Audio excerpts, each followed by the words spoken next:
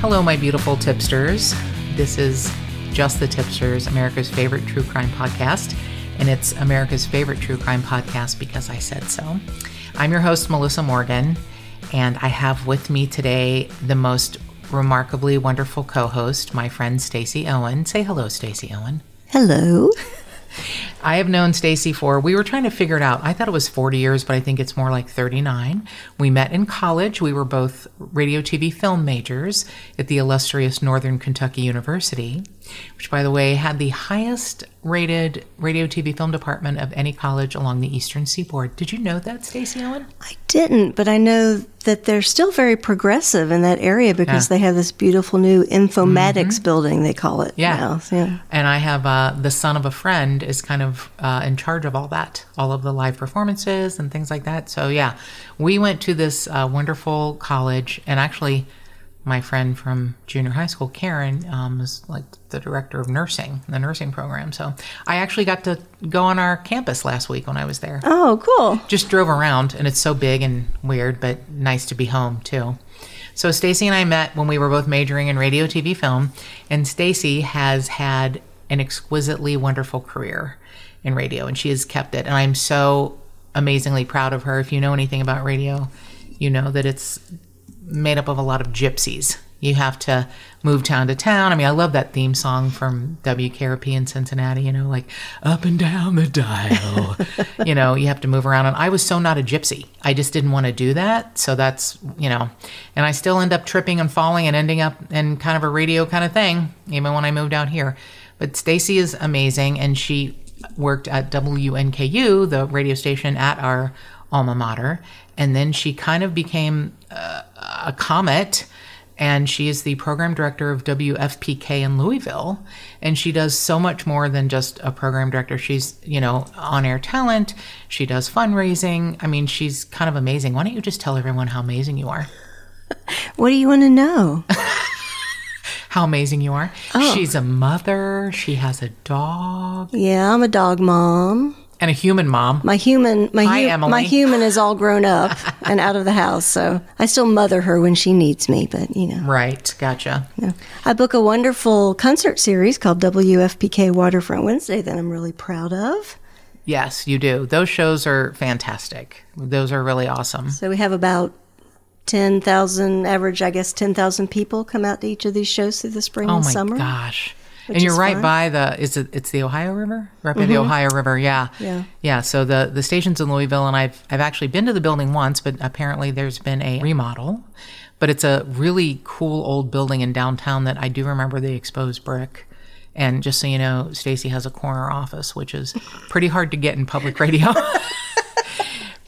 Hard to get. So yeah, that lets you know that she's kind of a big deal, that she has a corner office. I was telling Melissa earlier this week that when we started coming back to the building, our supervisors gave us the choice of full-time back in the building, hybrid, you know, a little at home, a little in the office, or just full-time at home. And I said, I'd like to be hybrid as long as I don't lose my corner office. Exactly. You earned that. And I love the fact that you're called the Mama Bear. I love that. I mean, that's like, you know, I'll tell you my newest nickname from Detective Coy Cox is Curveball, because he was thrown a curveball at a presentation. But yours is a much more beautiful nickname.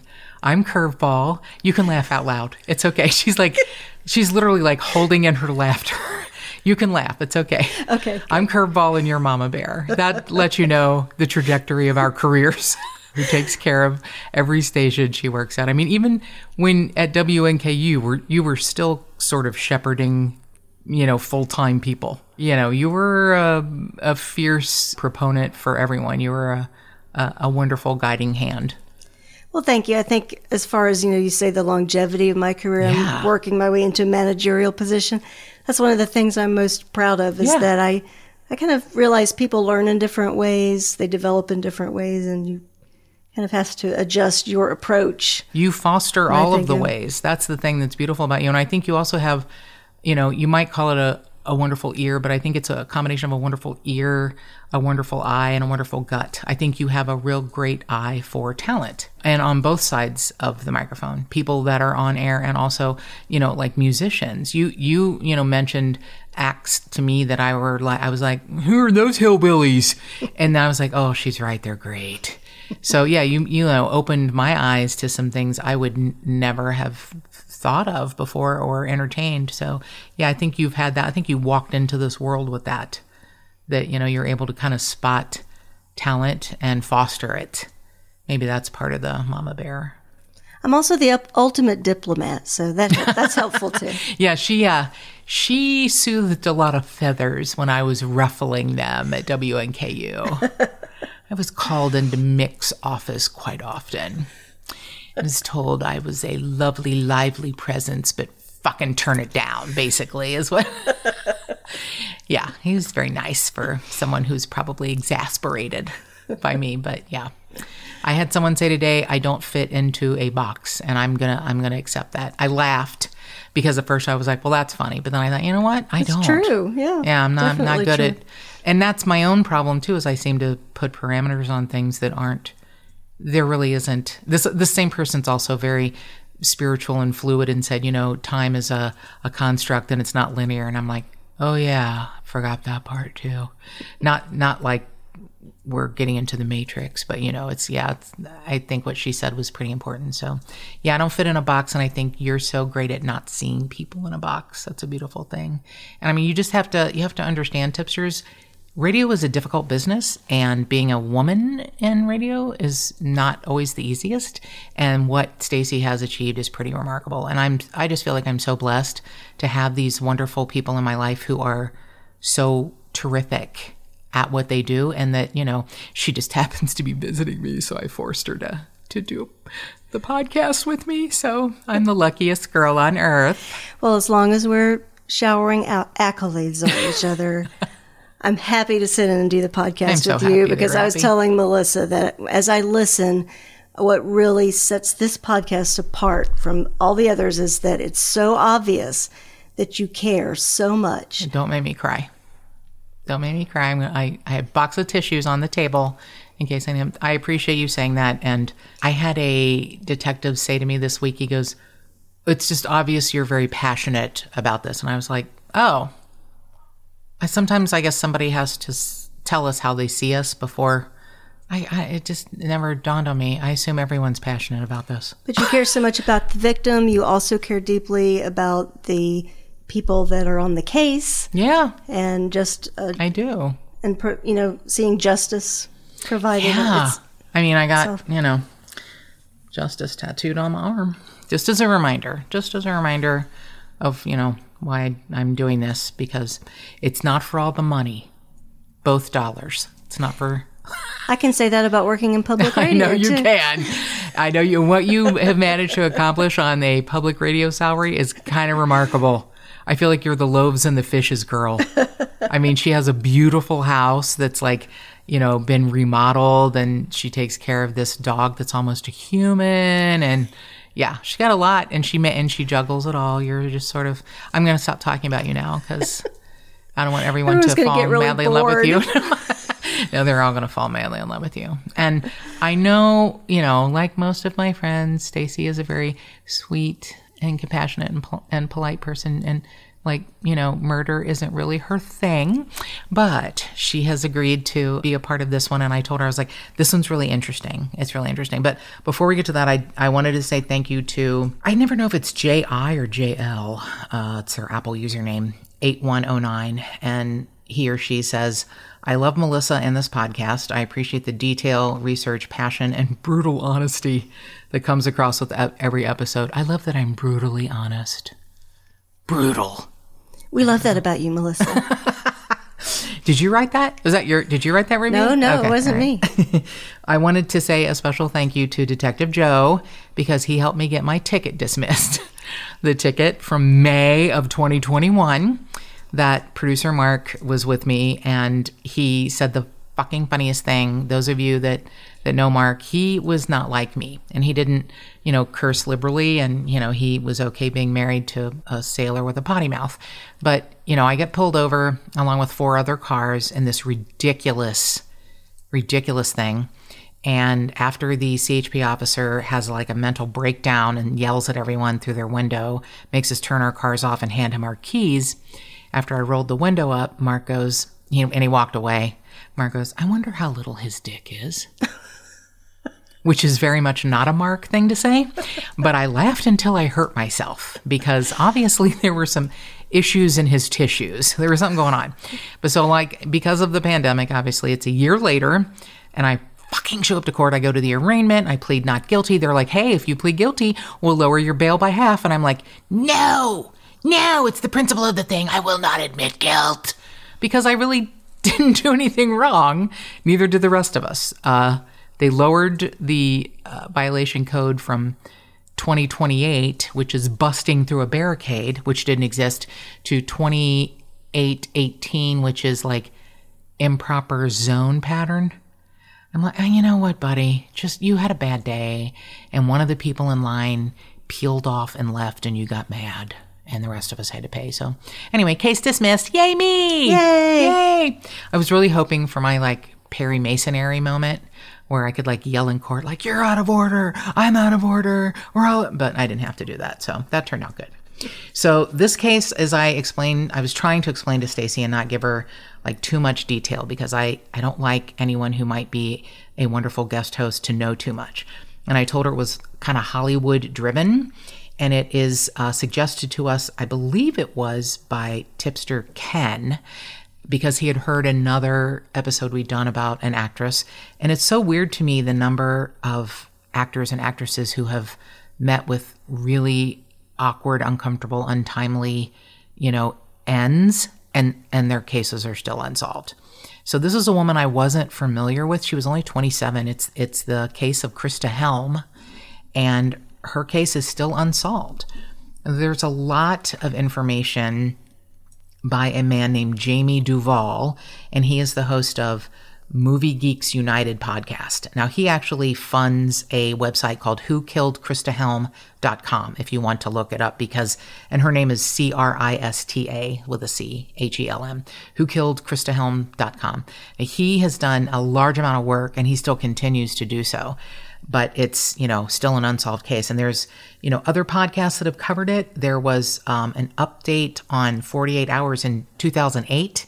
There was a large expose in LA Magazine in July of 2013. And it's so layered and complicated. And, we all have messy lives. And Crista Helm had, a difficult beginning and then was trying to figure her shit out. And it's just so heartbreaking when something like this happens, and especially heartbreaking when we don't know why or how or who. I think it's John Douglas, the profiler, who said, if we know the how and the why, then we know the who. And I thought, that's interesting. If we know how they did it and why they did it, we know who did it. That's, I think, very interesting. And the thing is, we know how someone did this. We don't know why, and we sure the hell don't know who. I mean, that's the crappy part of it about this. So Crista was born in Milwaukee, and her real name was Sandra Lynn Wolfel. And her parents divorced when she was 3, and she lived with her siblings with her mom, even though her mom had an alcohol problem. And they eventually moved in with her dad, and he owned an asphalt company. And she, I think wanted to get out of the house. So she got married at the age of 17 because she got pregnant, and her husband was 34. And he was, wow. I know. And he was the owner of a martial arts studio, but he was, a small business owner, and she was pregnant with her daughter named Nicole. And she thought, this is what I want. This is the life I want. And he sort of disappeared. And then there's a sort of a rumor that he was killed in a motorcycle accident in Florida. But he basically didn't have much to do with helping her raise their daughter, Nicole. So her childhood friend, Krista's childhood friend, Darlene, she was she had a self-confidence that I wish I had. It was the way she carried herself, and there was nothing that was going to stand in her way. And, she was very fun and outgoing. She was very loving. and she loved her daughter, Nicole. And she wanted to move to New York City. She had first moved to Chicago because she thought she was going to be a Playboy bunny. Remember back when the Playboy clubs existed? Mm-hmm. And that just didn't happen. So she was like, I want to move to New York. And her daughter, Nicole, even understood this was not the kind of life Mom thought I should have. So she ended up putting me with a friend in Vermont who also took care of like an elderly couple. So she would have a more stable environment. But the times that she got to go back and forth from Vermont to New York to see her mom were like magical to her. She loved her mom very much, even though she was, very young when her mom died.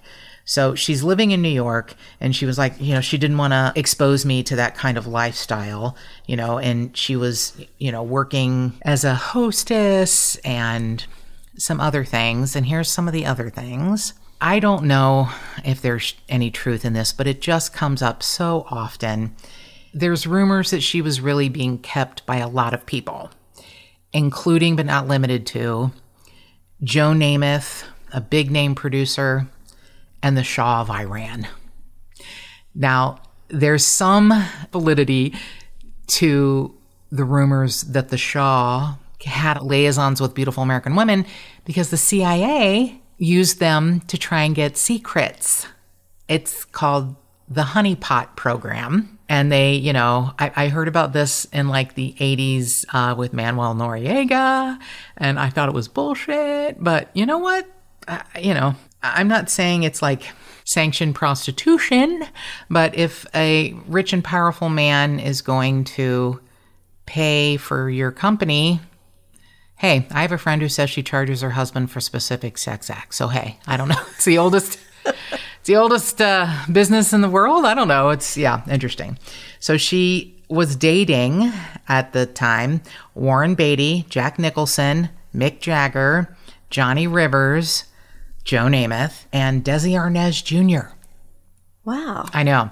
Now, this is kind of a funny story. Burt Reynolds was being interviewed by Katie Couric in the 80s. And he said that there was a blonde woman that he had spent the evening with, and that she had pulled out a notebook and started making notes after their lovemaking. And he said, "How did I rate?" And I will just tell you, her childhood friend Darlene said that Crista kept a notebook at all times with her. And when they were kids, she would rate the boys that they kissed or they liked. And as she got older, she rated all the other parts. So they were saying it's like a sex notebook that, if was in the wrong hands, could be used, to bring down some powerful people. So that's just, it's a rumor, but I feel like sometimes where there's smoke, there's fire. So in December of 1976, Crista had sent her childhood friend Darlene a postcard, and she said, it's just frightening because it's Christmas time, 1976, and she's murdered in February of 1977. She says, "I'm in over my head. I might need to disappear for a while. If anything happens to me, please take care of Nicole." That was to her childhood friend, just please take care of my daughter. That's a little spooky. So February 11th of 1977, Crista and her then roommate Stephanie are going to a party in Laurel Canyon. Now, there's a lot of disparate rumors about that. They're like, who was the host? Where was it at? It's like, well, it was in West Hollywood. We don't know who the host was. I guess, what can you say? It's the late 70s, still part of the disco era. People were probably snorting everything they could get. A lot of parties going on everywhere. Yeah, exactly. Thank goodness we were too young for that. Although neither of us would do anything bad. We were very, very, very good girls. No. Well, one of us is. I'll let people figure out which one. So she's at a party with her roommate, Stephanie, and they call an agent named Sandy Smith. And he had done some, got some gigs for Crista, like commercials and stuff. He was also kind of a failed actor, but he, was part of an agency. And he said, "Look, I'm too tired." He admitted that she called. He's like, "I'm too tired." And quite frankly, the report is he had been up for almost 48 hours straight, doing what people in the music industry did in the 70s for 48 hours straight. And he was like, "I'm too tired. I'm going to bed." So, Stephanie and Crista said something Stephanie said that something spooked Crista at the party. And she at one point looked at Stephanie with a very odd look on her face. She describes it as cloudy. And she said, "What's wrong?" And Crista said nothing. But, Stephanie was like, I could tell something had shaken her, and I'm not going to forget that look. So Stephanie was going to spend the weekend at the beach with her then boyfriend. So she gave Crista her car keys and said, "Here, you can take my car home to our apartment." Stephanie left and Crista left, but Stephanie said, I don't know how much longer she stayed, but I knew she left. And Stephanie and her boyfriend are driving down Sunset toward the beach. And she said, I got this overwhelming feeling something bad happened to Crista. I had my boyfriend pull over and I used a payphone. Remember those days? I used a payphone on Sunset to call our apartment, but no one answered. And she knew something was wrong, but she didn't know what. And she kind of tried to pass it off. And then she went and spent the rest of the weekend at the beach with her boyfriend at 1:30 a.m. on February 11th, 1977. And here's Stacey, I'm just going to warn you, there's so many twists and turns. Please let me know if you have any questions, because this is some fucking labyrinth bullshit. Yes, ma'am? Since you've said you can ask any questions I want. Yes, ma'am.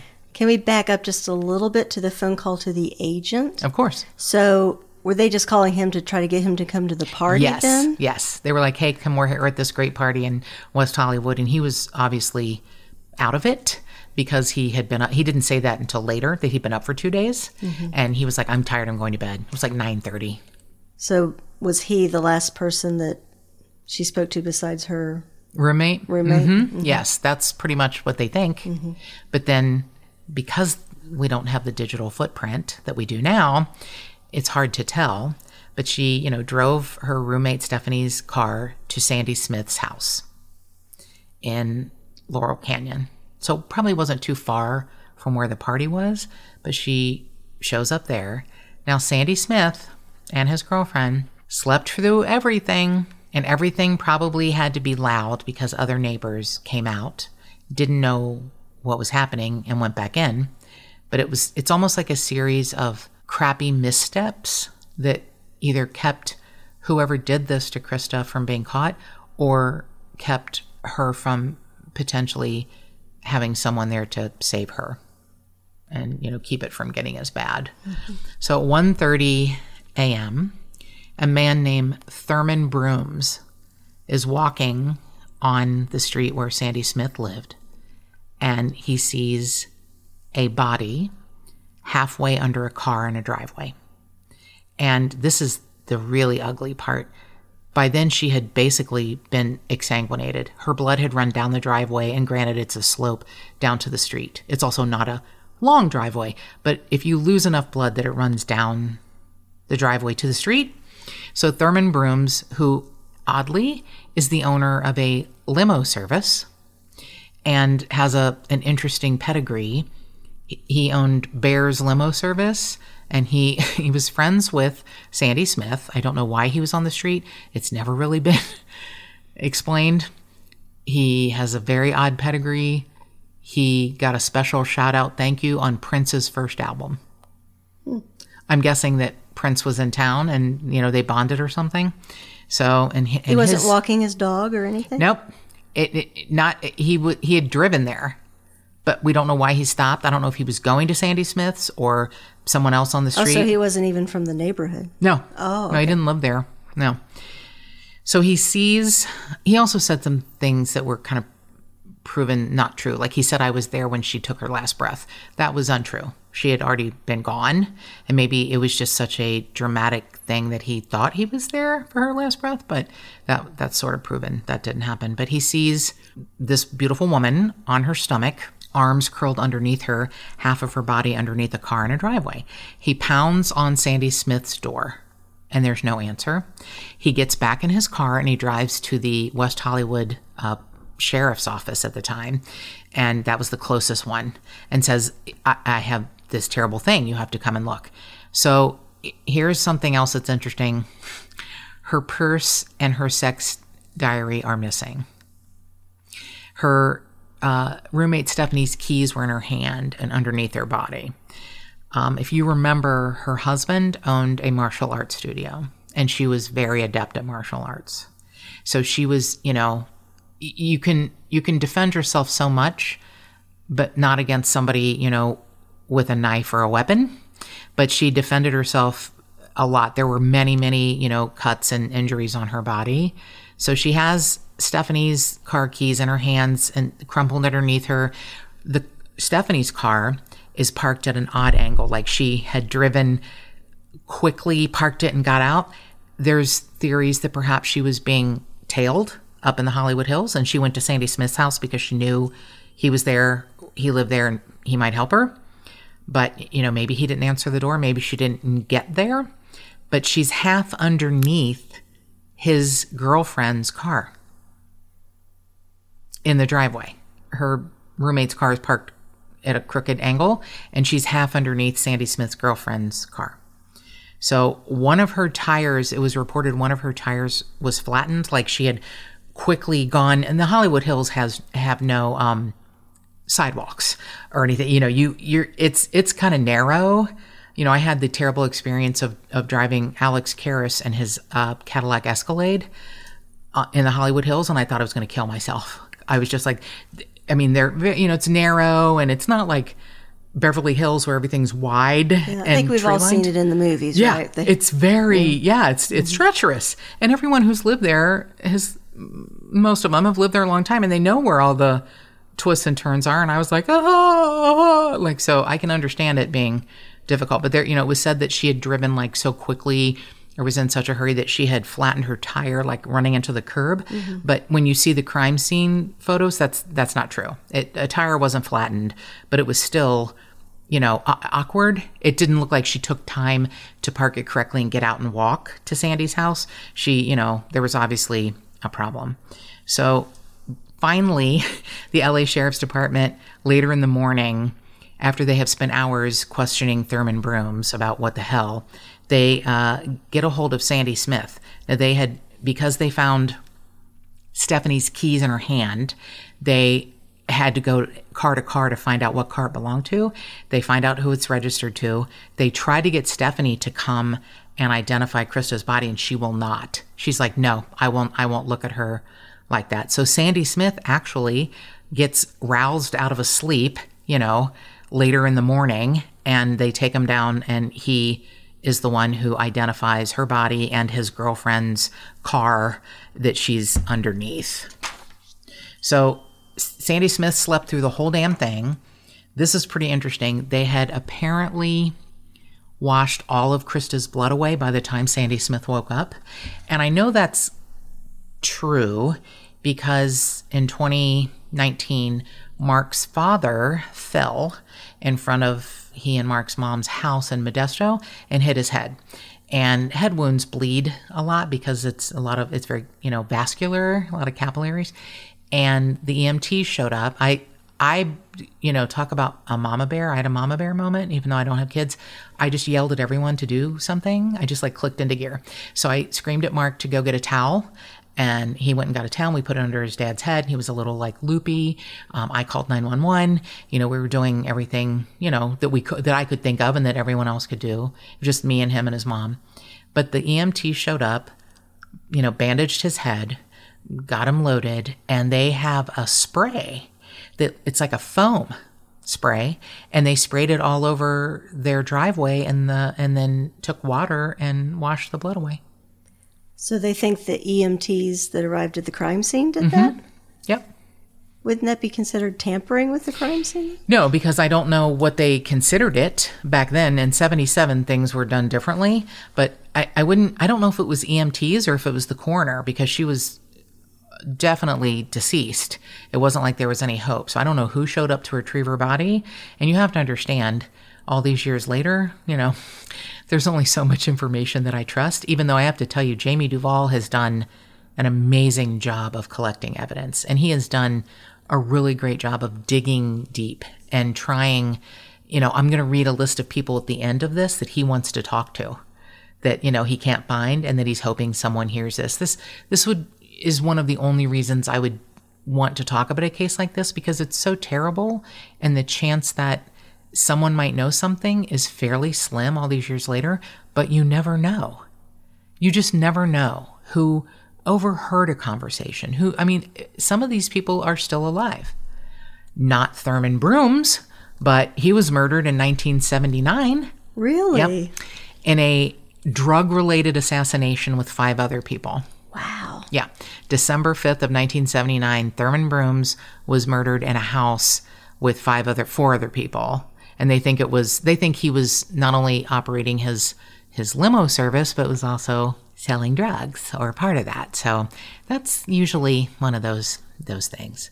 But Jamie Duval actually had talked to the coroner that examined Crista's body, Dr. Zadelis.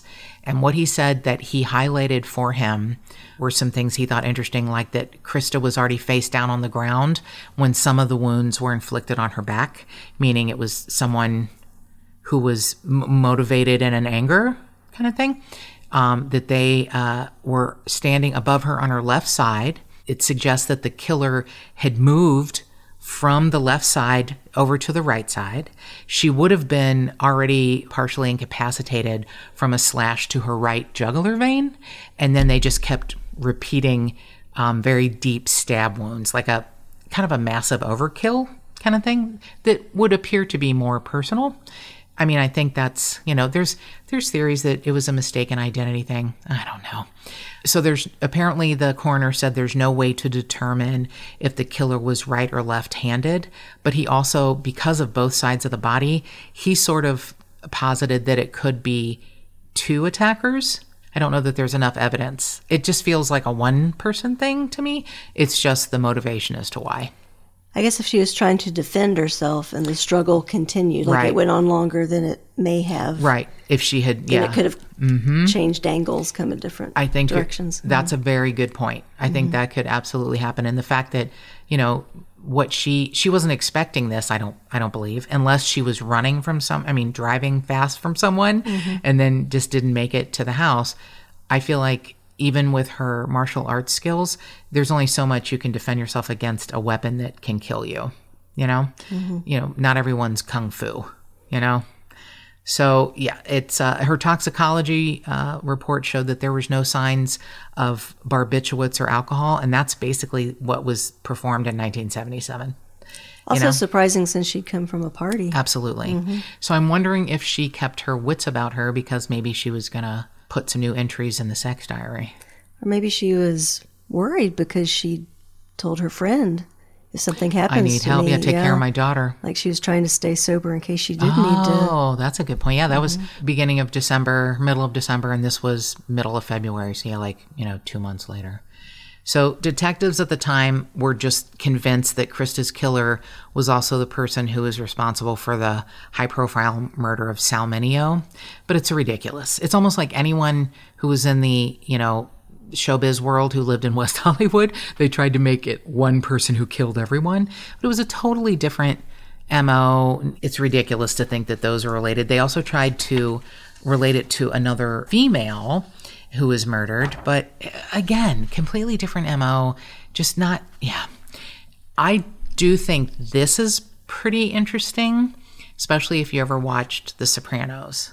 Tony Sirico, who played Paulie Walnuts, he was a member of the Colombo crime family for years. He had over 24 arrests, and he was in New York at the same time Crista lived there. Now, they were kind of acquainted, kind of friends. And Tony was trying to make his way in acting and get out of, probably one of the only people to exit a mafia family, and get a job as an actor. So he, was kind of known around the showbiz world. He won't talk about it anymore. And I don't blame him.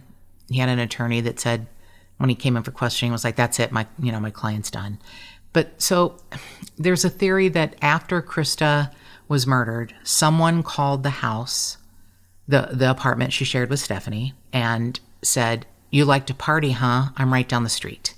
Now, she thought it was Tony, but then Tony showed up at the house, at the apartment, and said, "I'm here to protect you." So maybe those are connected, or maybe someone else called and he was actually sent there to kind of, protect her, because she had a lot of high-profile, friends that were men. So maybe, I'm wondering if he was there to try and see if he could find the the sex diary. It's odd that her purse and the diary that was in it are missing, but, So he, is like, I don't know what you're talking about. I wasn't there that night. However, after her murder, he did show up at the apartment that she shared with Stephanie, and he left with videotapes and furs. I don't know if the furs were gifts. Oh. Like maybe something that could be tied back to someone he knew or worked with. When he was questioned with his attorney by the sheriffs, he's like, I don't know anything. I just, I'm not sure how he explained away the tapes and the furs, but that's what he took. So there's a New York Post article that features one of her friends. I mean, this woman's, for 27 years old, the tentacles of her life are long-reaching.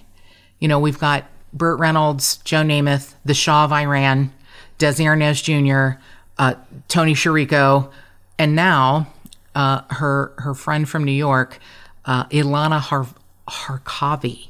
And she was a makeup artist and said that like Crista was very beautiful and one of her muses. And she now, you might see her stuff all over social media. She is the creator of Il Maquillage makeup. It's everywhere. It's the one that says my perfect match. And they show women of all different, shades and colors. Right. I have seen those. Yeah. Uh-huh. Yeah. So she was her friend. She called the apartment that Crista shared with Stephanie, and someone answered and said she fell off a cliff. It was drug related. And Ilana had no idea that the person was speaking metaphorically. She thought she was, stoned and fell off a cliff and, into a canyon, which could happen in West Hollywood, a lot of canyons. But it was only years later when I'm pretty sure it's when Jamie Duvall, the originator of the website, called her and talked to her. And she was like, she was murdered? Oh, she never really knew the true story. She just knew Crista. I mean, it's the late 70s. Mm-hmm. She knew Crista died. She probably thought it was like an overdose. So this was just some strange voice. She called Stephanie in Crista's apartment. Yes, and it was a friend that they both knew who answered the phone. Okay. His name is Lenny. He was he was very big in the fashion world. And yeah, and she knew who it was, but he just happened to be there at the apartment, and he didn't explain, or thought he explained, but not really. So there are so many potential perpetrators of this crime because of, I'm not victim shaming, but because of the lifestyle, that she led. And she was trying hard to be a writer and producer and actress. And, sometimes the way you get to be that is the people you know. So it took a long time before anyone figured out that an audio tape that was found at her apartment of a 3-way sexcapade was Crista, a woman named Patty Collins, and George Hamilton. George Hamilton? Yes, ma'am. I haven't heard that name in a long time. No kidding. Let's hope some of his man tan didn't rub off on her. Yeah. George Hamilton, a woman named Patty Collins, who, looked a little bit like Crista. And Crista, it's an audio tape of a 3-way session. Apparently, Crista was trying to explore her sexuality. And even though she said she was, into men, there were several women who said, well, she seemed pretty into me. So it's pretty odd. George Hamilton sort of is tight-lipped. I'll say that. Let's just say he's tight-lipped. So there was one kind of a big piece of information that was found in this investigation, and it was a DNA profile. It was under her nails. And, obviously it takes some time for things to catch up, right? So they kept her nail clippings, and they said that the DNA under her nails was consistent with a female. Now, I will tell you that a neighbor came out and heard a ruckus that he said he heard a male and a female arguing. He came to the edge of his driveway with his mother's gun and said, I didn't see anything, so I went back in. His father had passed away recently, and he was there kind of protecting his mom. And the cops said, if you had just stepped out one more step into the street, you would have seen what was happening in the driveway. Wow. I know. That's why I'm saying it's like timing is everything, and it just seems like such a weird series of events. It just seems weird. So hearing a male and female arguing Doesn't necessarily mean that there was another female on the scene, but it's interesting that the DNA under her nails is consistent with a female's profile. They have not been able to narrow it down to anyone. There was a woman that they tracked to living in kind of a shitty area in Montana named Patty Collins. She says, I don't know what you're talking about. I've never lived in Los Angeles. I don't know who Crista Helm is. Now her sister told the sheriff's deputies, my sister Patty Collins lived in West Hollywood. My parents made her come back home when she said one of her friends got killed. Wow. I know. But Patty Collins will not admit she's that Patty Collins. And they say she is the one who's on the audio tape with Crista and George Hamilton. Well, maybe it's because she's feared for her life all these years, I wondered that, too. Mm-hmm. They did get her to do a DNA swab, and it doesn't match what's under her nails. They also haven't been able to get Stephanie, who is apparently still alive. They haven't been able to swab her. But I feel like it's her roommate. They were at the party together. If it's her DNA under her nails, I'm not sure that would be indicative of anything. She drove her car. I don't know. Mm-hmm. So it's pretty interesting to me that people are either still afraid to talk about it or that they're covering their own asses. I mean, famous people. There's this very high profile producer that, is somebody who they want to talk to, and I don't know who it is. They won't release the name. Probably Jamie Duvall knows, because he knows, I think, everything. He literally is amazing what he has managed to uncover. So Jamie Duvall is asking for help, and he is looking for a woman named Pamela Schaefer. That may not be her correct last name, but she was a neighbor of Crista and Stephanie's. I believe their apartment was on Sunset Boulevard in West Hollywood. He's looking for a Pamela Schaefer. He's looking for Patty Collins, who may or may not be the woman in Montana. This is really weird, Mark Lindsay, who was the lead singer for Paul Revere and the Raiders. He was at Sandy Smith's house for the party, but then he left to attend another party before Crista left, but he's looking to talk to him. So if you know anything about what could have happened to Crista Helm on February 11th of 1977, please call the LA County Sheriff's Department Homicide Bureau at 323-890-5500 and more cowbell.